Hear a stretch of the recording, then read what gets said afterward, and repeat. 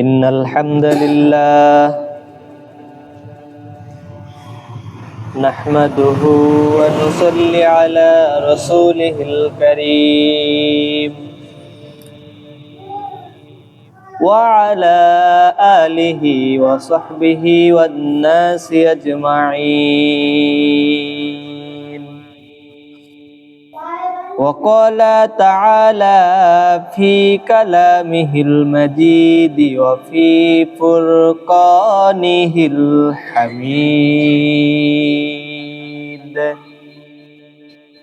أعوذ بالله من الشيطان الرجيم. بسم الله الرحمن الرحيم. الذين إن مكناهم في الأرض وأقاموا الصلاة وآتوا الزكاة وأمروا بالمعروف ونهوا عن المنكر ولله عاقبة الأمور. وقال تعالى في شان حبيبه: إن الله وملائكته يصلون على النبي يا أيها الذين آمنوا صلوا عليه وسلموا تسليما. اللهم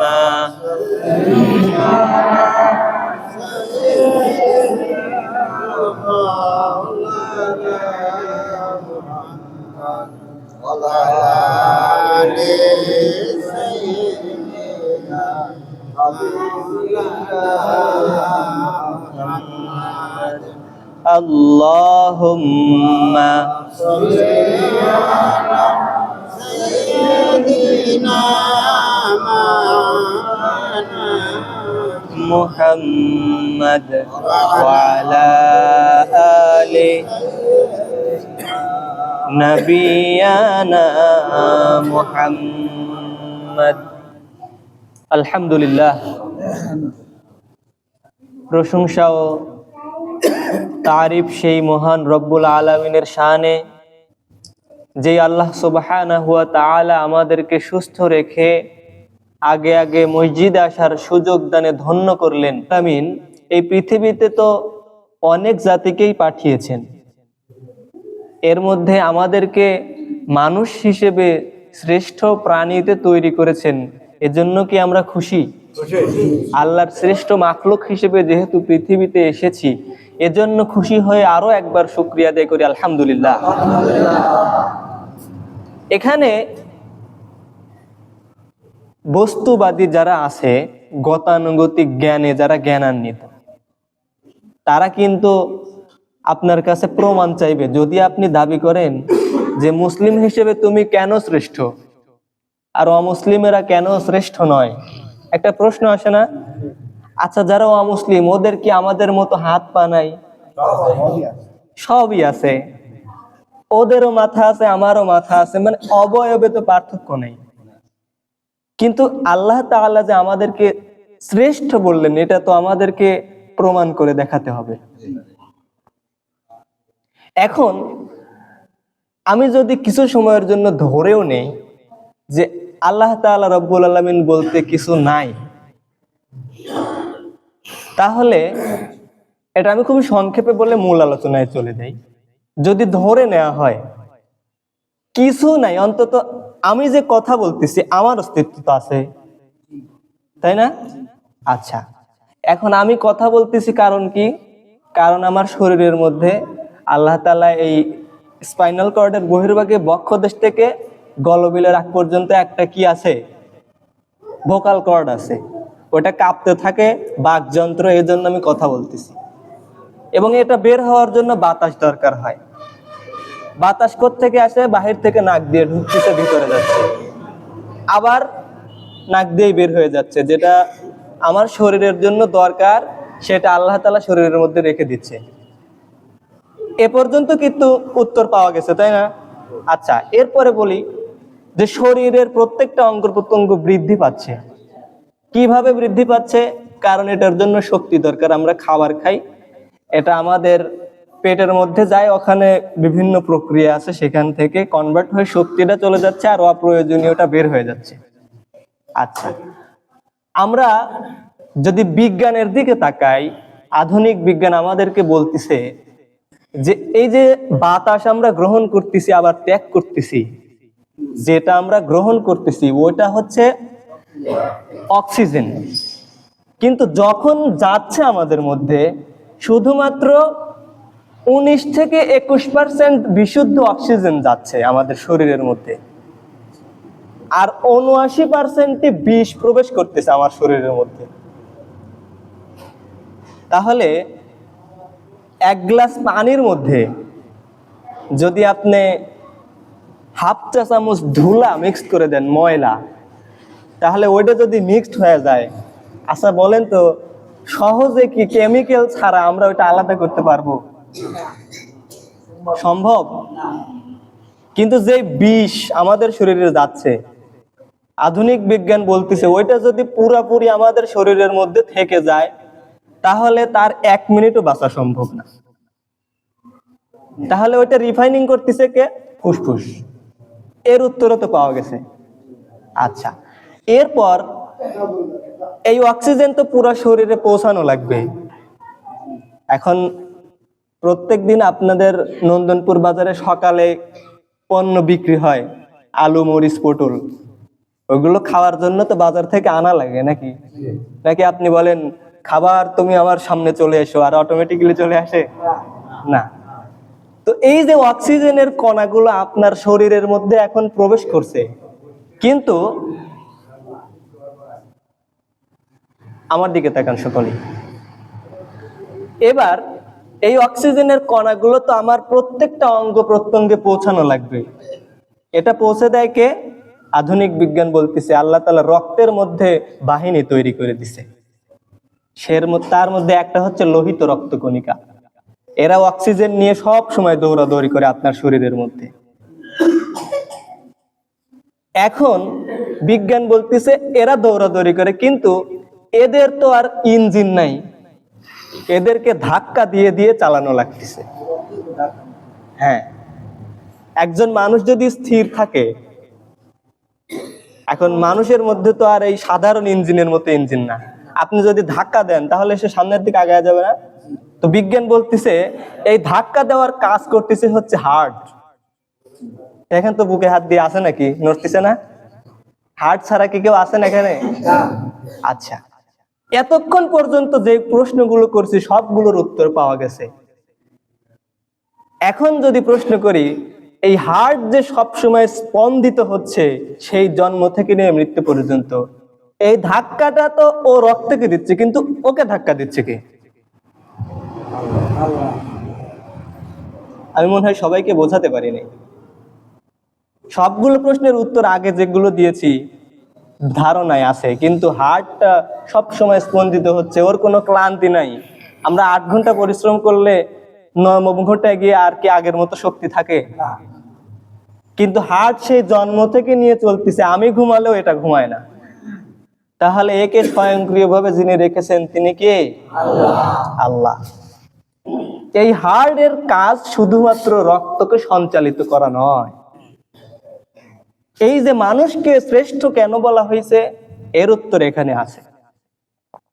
মাথা তো আল্লাহ সবাইকেই দিছে, কিন্তু যখন কোনো ব্যক্তি ভালো কাজ করে তখন আমরা বলি কি, মানুষ হিসেবে ও সাধারণ হলেও ও যখন কোনো কাজ করে ওটা মন থেকে করে, তার মানে ও বিবেকটাকে কাজে লাগায়। আর মানুষকে শ্রেষ্ঠত্ব দেওয়া হয়েছে এই জন্য আল্লাহ তাআলা রব্বুল আলামিন বলেছেন, ওয়া হুয়াল্লাযী আনশাআকুম ওয়া জাআলা লাকুমুস সামআ ওয়াল আবসারা ওয়াল আফইদা কলিলাম মা তাশকুরুন। মানুষকে এজন্য শ্রেষ্ঠত্ব দেওয়া হয়েছে, এই পৃথিবীতে অনেক প্রাণী আছে যারা মানুষের চাইতেও শক্তিশালী, কিন্তু মানুষকে আমি আল্লাহ রব্বুল আলামিন বিবেকবোধ সম্পন্ন করে তৈরি করেছি। ওরা ভালো আর মন্দ যাচাই বাছাই করতে পারে, ওরা চাইলেই কারো ক্ষতি করতে পারে না, ওরা ক্ষমতা পেলেই কারো উপর অন্যায়ভাবে আক্রমণ করে না। এখন আসি, মানুষ তো শ্রেষ্ঠ, কিন্তু মুসলিমেরা কেন শ্রেষ্ঠ? আমি আপনাদের মসজিদে যে আগে একদিন আসছিলাম, বলেছিলাম এর মধ্যে কিন্তু কিছু কথা, যে আল্লাহ তাআলা এই পৃথিবীটিকে যে আমাদেরকে পাঠিয়েছেন, তাহলে আল্লাহ তাআলাকে যে বেশি চেনে সেই তো তাকে বেশি ভয় করবে। এখানে যদি কেউ থাকেন, আপনার সবচেয়ে পরিচিত কাছের মানুষ, যে যার সাথে আপনি সব সময় থাকেন, তার সম্পর্কে আপনার ধারণা বেশি নাকি আমার সম্পর্কে ধারণা বেশি? ওই ব্যক্তির সম্পর্কেই ধারণা বেশি। আর মুসলমানেরা এই জন্য শ্রেষ্ঠ, কারণ এই যে কলবের সঠিক ব্যবহার তারাই করে, কারণ তারাই সবচেয়ে বেশি আল্লাহ তাআলাকে চেনে। এই যে আমরা মসজিদে এখানে আসছি, উপস্থিত হয়েছি, এখানে কি কোনো ব্যক্তিকে খুশি করার জন্য উপস্থিত হয়েছি? আমাদের কি এরকম উদ্দেশ্য আছে যে অমুক দলকে খুশি করতে হবে? এখানে আপনারা এসেছেন, এখনো তো নামাজের সময় অনেক দেরি আছে, কিন্তু আগে আগে চলে আসছেন, এজন্য কি আসছেন যে হুজুরের চেহারা দেখবো? এটার তো প্রশ্নই আসে না। আমি এটা সবসময় বলি যে আমার এরকম কিছু নাই যে দেখার জন্য আসছেন। তাহলে এই উত্তরটা ভুল যদি হ্যাঁ হয়। প্রিয় ভাইরা, এখন যদি প্রশ্ন করি, আপনারা এখানে আসছেন, মসজিদে থেকে যখন বের হয়ে যাবেন তখন মনে হয় ফেরেশতারা জান্নাত থেকে কিছু খাবার আপনাদেরকে দিয়ে দিবে নাকি? না, আমরা এটা জানি যে আজকে আমরা কিছুই পাবো না, কিন্তু আমাদের মনের মধ্যে একটা প্রতিজ্ঞা অবশ্যই আছে, সেটা হচ্ছে একজনকে খুশি করার জন্যই আমরা মসজিদে এসেছি। তিনি কে? আল্লাহ। মানুষকে এই জন্য শ্রেষ্ঠত্ব দেওয়া হয়েছে। আল্লাহ তাআলার অনেক মাখলুক আছে যারা সব সময় আল্লাহর ইবাদত করে।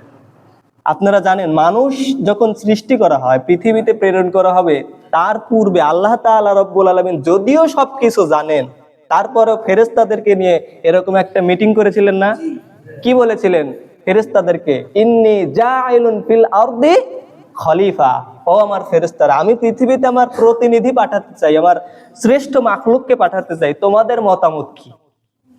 তখন ফেরেশতারা কি বলেছিল? ওই যে পূর্বে যাদের তৈরি করা হয়েছিল, হ্যাঁ, ভেটু দিছিল কি, এরা তো গিয়ে, আপনি তো মহান, কিন্তু এরা যদি দুনিয়াতে গিয়ে আপনাকে ভুলে যায়, এরা জমিনে গিয়ে রক্তপাত ঘটাবে। দেখেন, সেম কথাটাই ফেরেশতারা বলছে, যেটা আমাদের মধ্যে হচ্ছে। আমরা মানুষ হিসেবে মানুষকে জাস্টিফাই করতেছি কি সব সময়? ভাই, ফেরেশতারা এই কথাটা বলছিল, ওরা জমিনে গিয়ে ঝগড়া করবে, জমিনে গিয়ে মারামারি করবে, একজন আর একজনকে রক্তপাত ঘটাবে, সুতরাং এদেরকে পৃথিবীতে পাঠানোর কি দরকার? তখন আল্লাহ তাআলা বলেছিলেন, ইন্নী আ'লামু মা লা তা'লামুন। ও আমার ফেরেশতারা, আমি পৃথিবীতে শ্রেষ্ঠ মাখলুককে কি জন্য পাঠাচ্ছি এর হিকমত শুধু আমিই জানি। তোমরা ফেরেশতা, তোমাদের স্ত্রী নাই, তোমাদের সন্তান নাই, তোমাদের রুজির কোনো চিন্তা নাই, কিন্তু আমি এমন মাখলুককে পাঠাবো যাদের এই সব কিছুর প্রয়োজন আছে। এত কিছুর পরেও যারা আমাকে ভুলবে না, আমি তাদেরকে কেমনে ভুলবো? সুবহানাল্লাহ। মানে আল্লাহ তাআলা আমাদেরকে এই পৃথিবীতে পাঠিয়েছেন এটাই পরীক্ষা করার জন্য, লিয়াবলুয়াকুম আইয়ুকুম আহসানু আমালা। পৃথিবীতে এমন কেউ নাই যে মৃত্যুকে অস্বীকার করে না, সবাই জানে যে মরা লাগবে, কিন্তু মুসলমানেরা এটা বিশ্বাস করে যে মৃত্যুর পরে আরো একটা জীবন আছে, এবং ওইটাই হচ্ছে আসল জীবন, আর মাঝখানে এটা হচ্ছে পরীক্ষা। তার একটা যদি উদাহরণ দেই, আমি সবসময় বলে থাকি যে পার্সোনালি ভাবে আমাদের এই বাংলাদেশ, এখন তো সবাই নির্বাচনের আমেজ নিয়ে আছেন, তাই না? যে যেখানেই যান শুধু এই গল্পই হচ্ছে। দেখেন, ভালো এবং মন্দ কি জন্য দরকার? আল্লাহ তাআলা যদি ইচ্ছা করতেন আমাদেরকে শুধু ভালো কাজ করাতে পারতেন না? যেমন কিছুদিন আগে আমার এক গ্রামের এক চাচার সাথে আমার দেখা তো উনি রাস্তা দিয়ে যাচ্ছে আর সিগারেট খাচ্ছে। তো আমি বললাম, আচ্ছা আঙ্কেল, বয়স তো অনেক হয়েছে, আপনি যে এত পরিশ্রম করেন, এই টাকাগুলো ধোয়ায় উড়ায় দেয়, আর কি দরকার? তখন বলতেছে, হুজুররা এরকমই, শুধু খোঁচা দিয়ে কথা বলে। তো তখন মজার ছলে উনি আমাকে বললেন যে আল্লাহ তো সবই পারে, আচ্ছা বলো তো, আমি যে এটা খাচ্ছি, পান করতেছি, এটা ভালো না খারাপ? যদিও উনি জানে, তবু আমার মুখ থেকে একটু বের করতে যাচ্ছে আর কি। তা আমি বললাম স্বাভাবিকভাবে, হ্যাঁ এটা তো ভালো না। তখন উনি বলতেছে, তাহলে আল্লাহ যদি খারাপ কাজ যখন আমি করতেছি, আল্লাহ তো সবই জানে, তাহলে আল্লাহ কি আমার হাতে একটা ঝাঁকুনি দিতে পারে না, যাতে করে ওটা পড়ে যায়? যদিও উনি মজার ছলে বলছেন, নাউজুবিল্লাহ। তো আল্লাহ তাআলা যদি চাইতেন, এটা পারতেন না?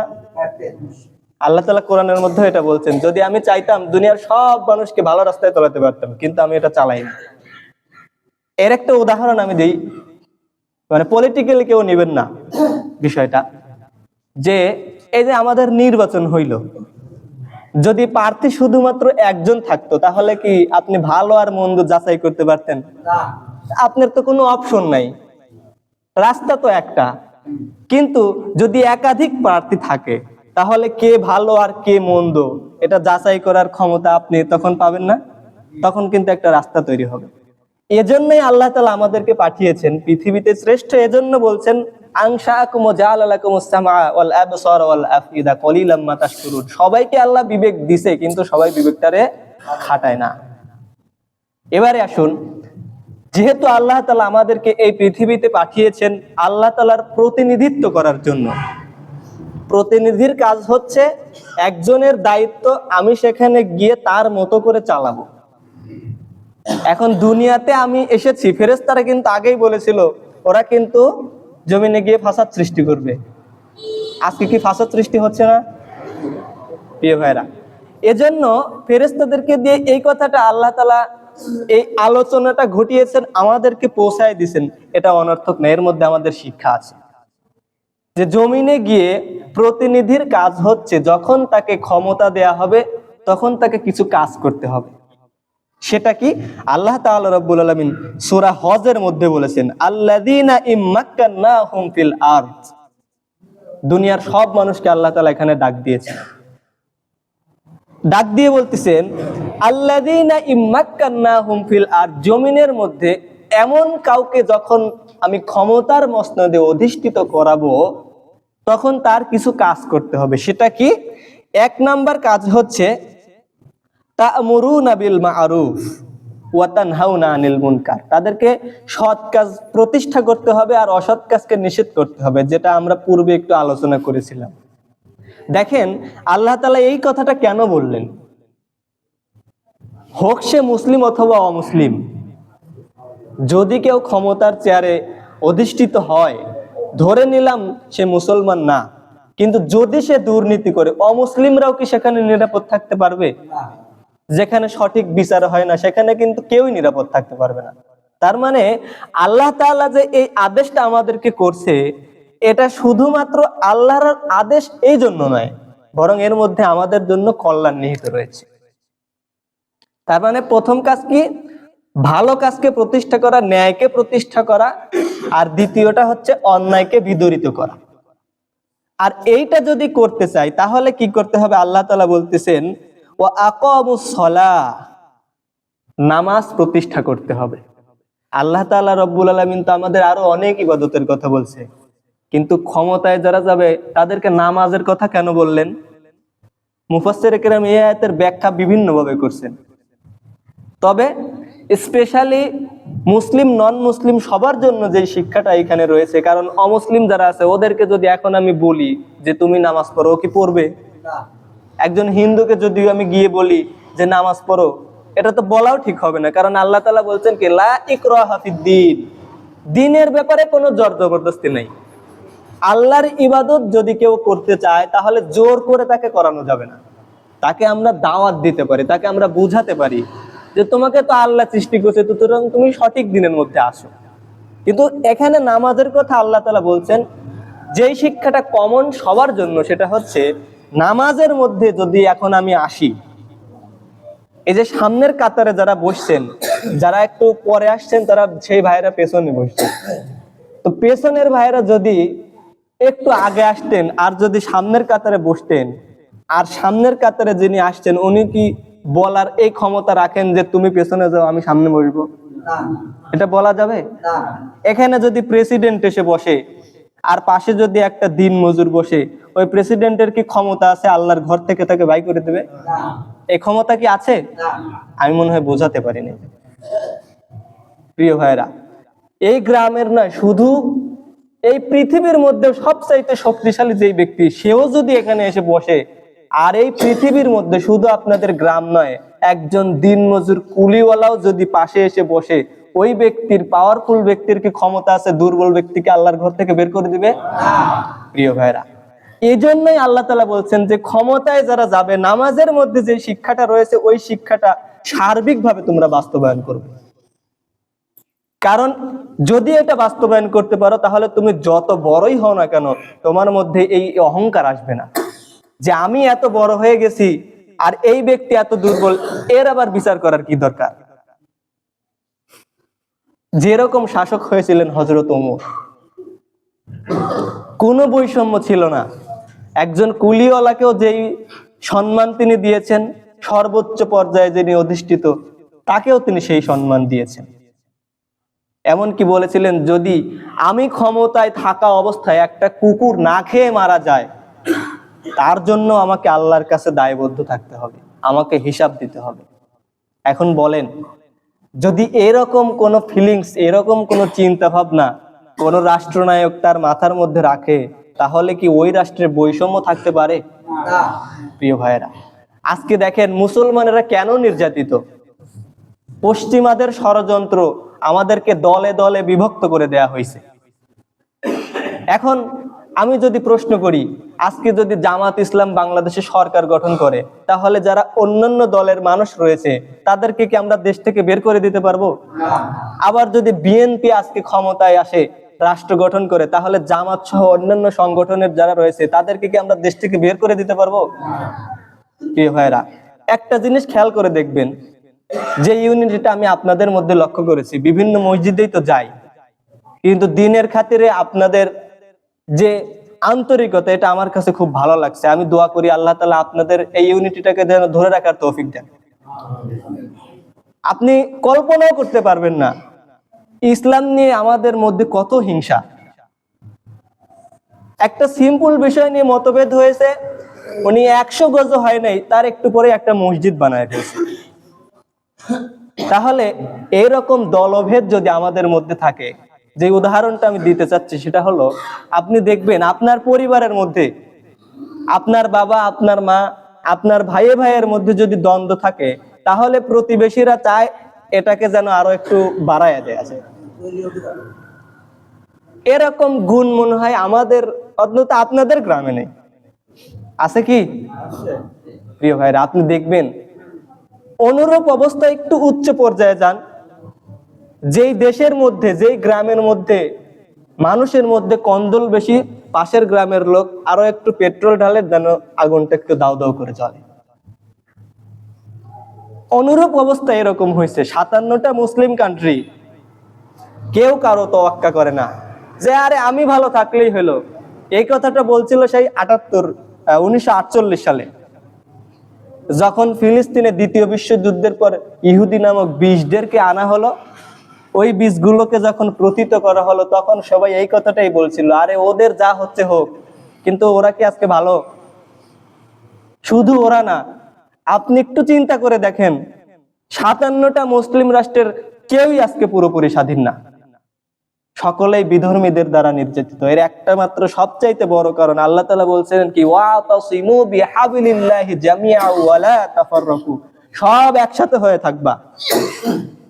বিশ্বনবী এটা বলছে যে আমার উম্মতকে আল্লাহ তাআলা অনেক শ্রেষ্ঠত্ব দিছে, এই শ্রেষ্ঠত্বটা যদি আমার উম্মতকে ধরে রাখতে হয়, তাহলে একতাবদ্ধ থাকতে হবে। এবং আমি এটাও তোমাদের জানিয়ে দিচ্ছি, সাহাবীরা তোমরা শোনো, তোমাদের মাধ্যমে গোটা পৃথিবীবাসী এই সংবাদটা পেয়ে যাবে। সেটা হলো কি, আমার উম্মার ক্ষতি কোনো উম্মাহ করতে পারবে না। অর্থাৎ মুসলমানদের ক্ষতি কোনো জাতি করতে পারবে না, ন্যাটো করতে পারবে না, জাতিসংঘ করতে পারবে না। সেটা কি শর্ত আছে? যদি তারা একতাবদ্ধ হয়ে থাকতে পারে। কিন্তু বড় আফসোস হয়, বিশ্বনবী বলে গেছে না, আমার বড় আফসোস হয় যে আমার উম্মাহের ক্ষতি বিধর্মীরা করবে না, তারা নিজেরাই নিজেদের ক্ষতি করবে। এই বিদ্বেষটা আমাদের মধ্যে আছে না ভাই? এই যে নির্বাচনটা হয়ে গেল, শুধুমাত্র পলিটিক্যাল ইন্টেনশনের কারণে নিজের ভাই ভাইয়ের শত্রুতে পরিণত হচ্ছে। অথচ আমি ভুলে যাচ্ছি, আরে ও তো আমার মায়ের পেটের ভাই, ওর রক্তের সাথে আমার রক্ত একই ব্লাড কানেকশন। যদি মুসলিম উম্মাহ এই পরিচয়টা, নবীর ওই বাণীটা আমরা স্মরণ করে রাখতে পারতাম, তাহলে আজকে আমাদের এই দুর্দিন দেখতে হতো না। ক্ষমতায় যেই যাক, যদি আল্লাহ তাআলা বলতেছেন এই ফর্মুলাটা যদি তোমরা ধরে রাখতে পারো, তাহলে তোমরাই হবে পৃথিবীর মধ্যে বিচরণশীল জাতিগুলোর মধ্যে সবচাইতে সম্প্রীতির সম্প্রদায়। প্রিয় ভাইরা, এরপরে আল্লাহ তাআলা বলতেছেন, আসলে একটু দীর্ঘ হয়ে গেল, আমি ক্ষমা চেয়ে নিচ্ছি, আমরা শেষ করে দিই। হ্যাঁ, আকামুস সালাহ ওয়া আতাউজ যাকাহ। আর এর পরবর্তী কাজ হচ্ছে তোমরা যাকাত প্রতিষ্ঠিত করবে। কারণ একা একা কখনো ভালো থাকা যায় না। মানুষ কিন্তু দেখবেন একা একা কখনো ভালো থাকতে পারে না। এজন্য যদি ভালো থাকতে হয়, যদি সময় হয় আপনাদেরকে পরবর্তীতে শোনাবো, ভালো থাকতে হলে আপনার যে সম্পদ আছে সেই সম্পদ দিয়ে আপনার পাশের যে বঞ্চিত ভাই আছে তাকে সাহায্য করতে হবে, তাকে সহযোগিতা করতে হবে, তাহলেই ওই সমাজটা সুন্দর হবে। এরপরে আল্লাহ তাআলা বলতেছেন, আরে তোমরা ক্ষমতায় গিয়ে আল্লাহকে ভুলে যেও না, তোমাকে তো আমি পৃথিবীতে পাঠিয়েছি, এটা স্মরণ রাখ। ওয়ালিল্লাহি আকিবাতুল উমুর। আমি যদি বলি, মুরব্বী চাচারা বাবারা যারা আছেন, আপনি কি চাইলেই সেই শৈশবের 6 বছর বয়সে আবার ফিরে যাওয়া সম্ভব?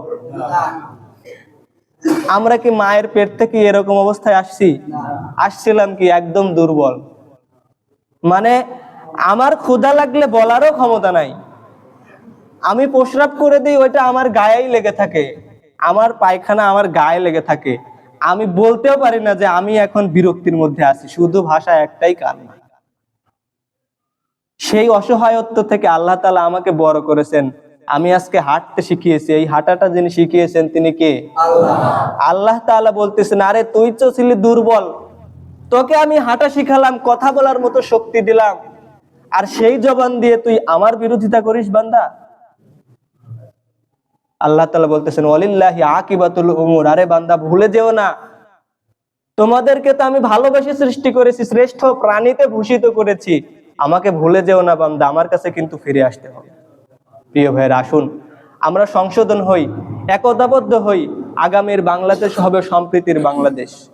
ক্ষমতায় যেই যাক, কোনো অন্যায় অবিচার আমরা হতে দেব না, কথা বলেন ঠিক কিনা? ক্ষমতায় যেই যাক, যে ইনসাফের পক্ষে থাকবে আমরা তাদের পক্ষেই কথা বলবো, কথা বলেন ঠিক কিনা? আর যে জালিম হবে তাদের বিরুদ্ধে সোচ্চার হয়ে আমরা সম্মিলিতভাবে দাঁড়িয়ে দেব, কথা বলেন ঠিক কিনা?